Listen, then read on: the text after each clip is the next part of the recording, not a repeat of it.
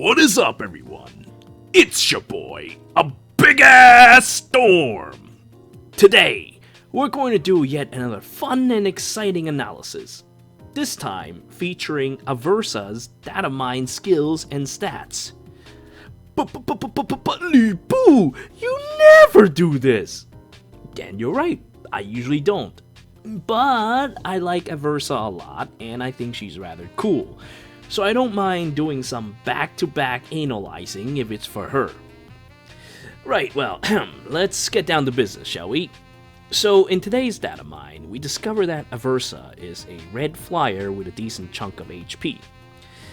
Now, her high HP is because of her tome Aversa's Knight, which gives her a rather crippling ability. So let's read the effects. Aversa's Knight grants res plus 3. At start of turn, if any foe HP less than or equal to units my HP minus 3, god that's a mouthful, and that foe is adjacent to another foe, inflict attack, speed, def, res minus 3 on that foe, and bonuses on that foe becomes penalties through its next action. Know what that means? Aversa now brings us something I call a chill panic bond. That means that Aversa can truly ruin your day by shooting panic across the map and debuffing all your units by 3, as long as 2 requirements are fulfilled. That is, having 3 or less HP than Aversa, and sitting right next to another unit.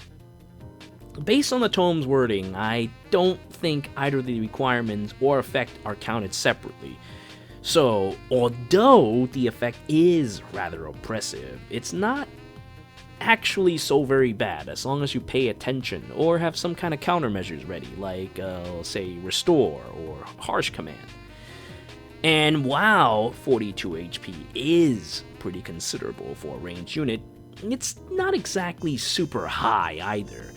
Therefore, this is mainly a weapon to try and trip you up in the grand hero battle where she'll have inflated stats, whereas you won't be able to use this thing at all against her and any other grand hero battles. A classic example where enemy skills are meant on enemy units. Still, is it completely useless on player hands? Now I know some of you will think so. Yeah, I mean I can understand. But I think that despite these requirements, it's actually a rather powerful weapon. Now, think about it for a second, okay? What is there in the tier 20-21 arena? Armors, and Tiki. Lots of Tiki. Now, since those folks tends to run high on rally skills and armor march, you're more often than not able to catch them together, each with stat bonuses attached to them because they're too busy jerking each other off with stat buffs. Easy prey for Aversa's Knight, I think. And I mean, okay, while base 42 HP is a lot of units have less HP than that, and some even lower because minus HP can be counted as an ideal bane in the face of, like, getting plus attack or plus speed, or simply just from opportunity costs. I mean, look, you didn't manage to summon something with minus something else, you're getting minus HP, what can you do? Now, add to the fact that Aversa comes with the amazing HP Speed 2 A slot. God, that's also another mouthful. This is one of the more sought after A slot for my healers, by the way, because the combined survivability of speed and HP will make them really tanky. I'm really looking forward to slapping that skill on Dr. Sakura. In fact, who else carries that skill? Was it like Saber or something? God, like, Saber is so incredibly rare, I don't think I would be sacking him for that. So, Aversa is looking pretty delicious for that. I think she also comes with, like, odd or even res or something like that, but that's not important. It really the HP speed is the one that I'm after. But anyway, I digress. So, anyhow, that skill already puts Aversa at 46 HP. So if, say, Tiki or Harden decides to go minus HP, well, they're gonna get some! If Zelgius go minus HP, then he's gonna get some, too. Halloween mirth, get some too! There's a ton of armor units that sits at 46 base HP or below. And if you're especially adventurous, you can push the envelope a little further with an R dual flying. That's right, red dual flying. That is the price these units have to pay in order to have their amazing stats. And now that HP is beginning to matter more and more as the meta develops, you have another dimension of gameplay in which you can exploit your enemy's weaknesses. Alright, now say if these guys don't have minus HP. So what? Aversa can still mess with them if she uses her seal slot for HP. Almost no one runs such things on their seal slots. And there's absolutely no reason for armors to be running dual skills, so you actually have a pretty good shot at messing with enemies than you may think. Now, if you add to the fact that arena bonuses gives you a whopping 10 HP, and the ready availability or summoner support or a blessing from a legendary hero, Aversa can actually rack up quite a bit of HP and can pretty much wreck the entire battlefield. So, back to the subject of armors. These guys are always cluttered up together, jerking each other off, rallying themselves, and even if they aren't, because they recently say they got rallied, and the other dude decides to move up ahead without his armor march buddy, then you have an isolated armor with one movement within your midst, and those are very easy to take out. So I believe that Aversa is serious trouble, and I think that she's actually rather worthwhile to build, even with her restrictions. Especially when you're fighting AI. I mean, like, until they release, like, real-life PvP, you're gonna be able to abuse AI over and over and over again. Though, honestly, we don't really need real-life PvP in this game. It'll destroy it quite handily. I'm already getting sick and tired of Tier 21 stuff as it is. So, I don't think that's any good.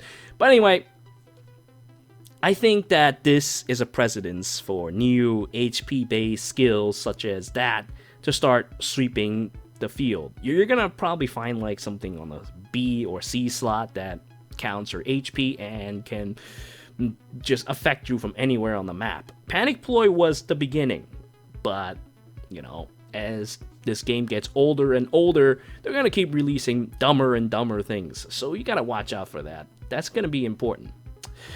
Okay, now let's go back to the subject of red dual flying, okay? Now, Aversa, I think, is likely brought out this way so they can try to sell it a little bit harder. And I can see it working on her. You see, the main problem with her is unfortunately the merges, so she's most likely not going to let you stay in Tier 21. But you can use this thing to easily stay in between 20 and 21. But then again, I think that's actually still relatively easy to do, with or without red dual flying, so I don't know, maybe I wouldn't bother with this so much unless you really need the points to stay in Tier 20, because you don't have any other high scoring units. That's very likely. I mean, not everybody has like a plus 10 Xian or something laying around, you know, or other like dual skills units. It's locked behind a 5-star, so it's not exactly an easy thing to get. Not to mention the units that are carrying them are actually good too. God, I hated this. They really needed like like some kind of manual that you can just buy in a shop for this. Like, this is dumb. Not even buy in a shop. Something you can earn in game. Can you imagine like earning dual skills through grand hero battles and such like that? Or it just being a seal? Now that would be good. That would be a more decent solution than a scumbag way of trying to sell it through 5-star summoning. But I digress. We can talk about that some other time. Okay, so let's talk about her stats. Now, Aversa comes with what I think are the most ideal stats for skirmishes. Just like how I described Carol, my favorite hero, a little while ago. Having tons of HP and good speed is a godsend. Yeah, sure, her defenses and resistance are a bit on the lower end, but when you really think about it, it doesn't really matter at all because of that mixed bulk provided by HP. So this gives her room to put her BST in a more optimized manner. And I mean, think about it, really. A manipulator such as Aversa or Loki doesn't even need to fight all the time. They could just sit back, relax on their lounge chairs, and use their ploys to shape the battlefield like a real strategist. I think that's actually pretty cool. So for this, I think they're well-designed heroes for their roles. Now, like I said before, I seriously think that HP will start to matter more and more in the future, so I think that HP is no longer such an easy dump stat. This is just something for you to consider when you make your IV choices. Granted, I mean, defense and resistance are still pretty tough choices in of themselves depending on the unit. There's a reason why you get more defense or resistance when you receive blessings or weapon refines. Anyway, so this concludes my little analysis on the early Datamine info on Aversa, also known as Boobosaurus Rex, thanks to her well-shaped boobs, which by the way is superior to Loki's. Not in size or anything, but because I think that anything more than a handful is a bit of a waste. In my most humble opinion, I think Aversa, and especially Sharina, have the perfect size for the job. A nice handful. Nothing too big, nothing too small. Still, as a man, I appreciate breasts of all sizes, so I'm not exactly picky either. I'm just saying these things to be a pervert. Anyway, also, have you guys seen Aversa's attack animation? It's kinda cool.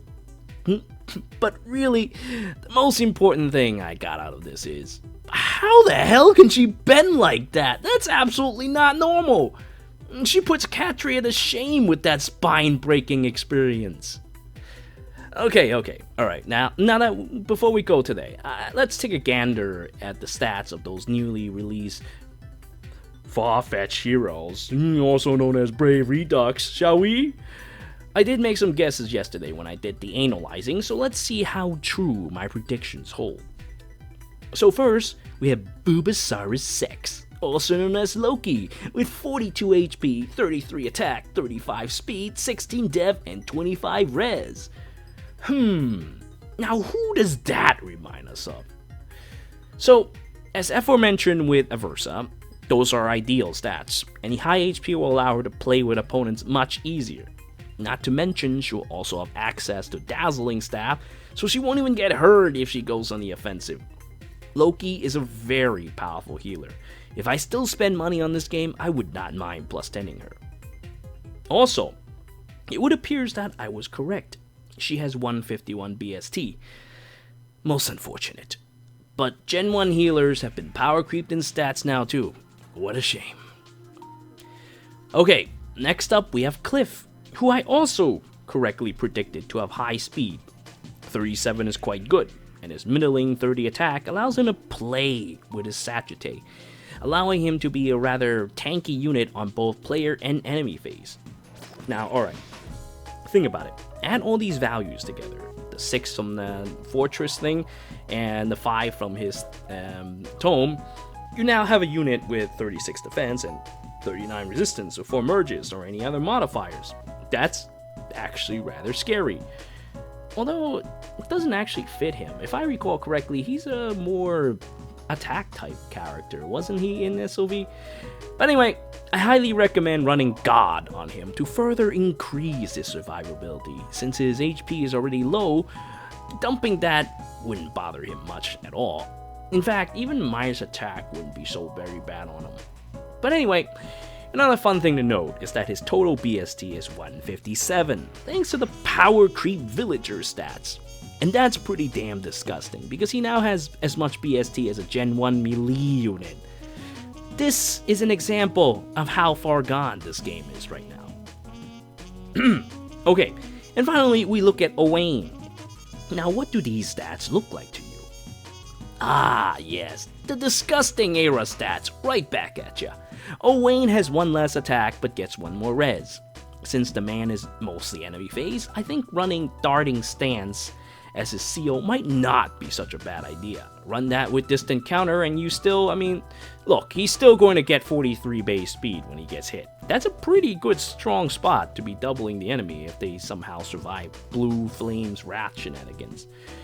And that said, I think running plus attack seal and maybe the eventual fierce stand seal is also a great idea as well.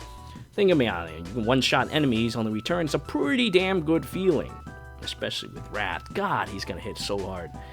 Now, thanks to his decent bulk, he's more than likely to survive a single magic attack as well, so I think having more speed from darting stance is probably still a better way to go, unless you're really confident that you can blast your enemies to bits in that one shot. But, I still think having more speed is nice. Yeah, the more I think about it, having more speed is nice. If you somehow didn't kill them and you can double them, you're done. And if not, you can survive someone who could have otherwise doubled you. I think speed is probably better. I think I would go with plus speed with Owain. Anyway, on that note, I also heard that the blue flames is inheritable. If that is true, then that's also pretty damn disgusting. In this way, you can also set up other enemy phase units in the same way as well. Which also unfortunately means that Arena is going to be even more dangerous from now on. Because now, instead of waiting 10 years for an Aether, the enemy unit could potentially now one-shot you when you attack them, so watch out for that. This is likely going to score 500 SP, so enemy face armor that is next to another unit is going to be a very dangerous threat. It's kind of ironic, don't you think? Like, Odin was Moonbow fodder, and now Owain is Blue Flames fodder. It just all goes round and round and round. Poor bastard, he's gonna get sacrificed so hard if I get him.